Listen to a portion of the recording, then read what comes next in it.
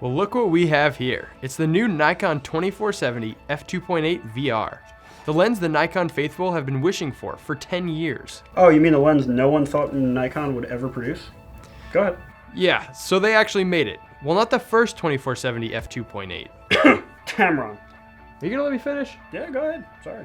Carry on. Nikon certainly had their work cut out for themselves with this lens, because the old 2470 left some pretty big shoes to fill. Let's take a closer look.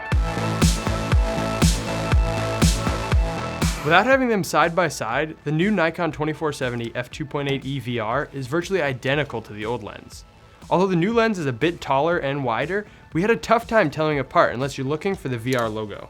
The only trick we came up with was to look at the pattern on the grip for the zoom ring. The old lens is 4 blocks high and the new one is 6.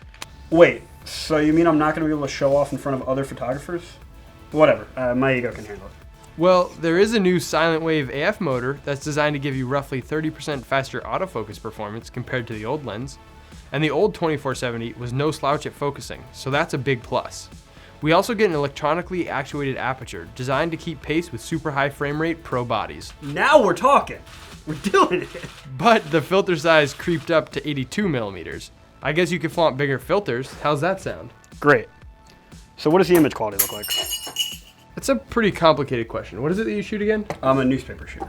Oh, cool. What kind of assignments does your editor send you? Assignments. No, I'm a newspaper shooter. I shoot pictures of newspapers taped to the wall. Oh. Yeah, the market for that kind of photography is actually pretty big. I got a gallery show down in Soho next month. Am I going to be happy? The short answer is, I guess. It depends on what you're looking for. The new lens certainly is sharper in the corners as compared to the old 2470. However, it has lost a tiny bit of center sharpness. Keep in mind, we're not talking about anything your clients would notice, but you can see it in the charts that are out there. The new 2470 VR is still a really balanced performer overall. One characteristic that is prominent with the new lens is vignetting. It's pretty noticeable below 35 millimeters wide open.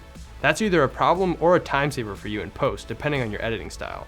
Either way, it's a simple fix for stills once the software catches up. Okay, I can live with that. The big problem I'm having is that once I'm on my 6th double shot of espresso, my hands don't exactly hold the camera steady. Is VR something that could help with that? Yeah, actually that's a really big feature about this lens. If you're shooting in dark locations where a tripod isn't practical, the VR is really going to be a huge benefit. Even with everyday shooting, the VR can help.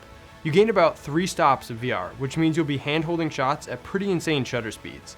I was able to get good results all the way down to 1/15th to 1/8th of a second, as long as my subjects were still. This will really make the lens a perfect everyday fixture for your camera. So what I'm getting here is that the new 24-70 is at least as good as the old 24-70 with some improvements in corner sharpness, but we get a faster AF in the addition of VR? Pretty much. I think the biggest issue for the new 2470 VR is that the old lens was already a good performer. Not perfect, but very, very good.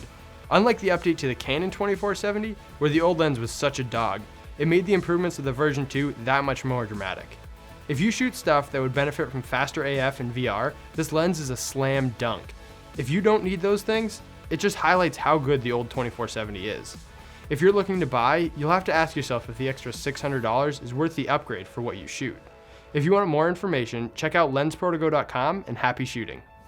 Hey, happy shooting.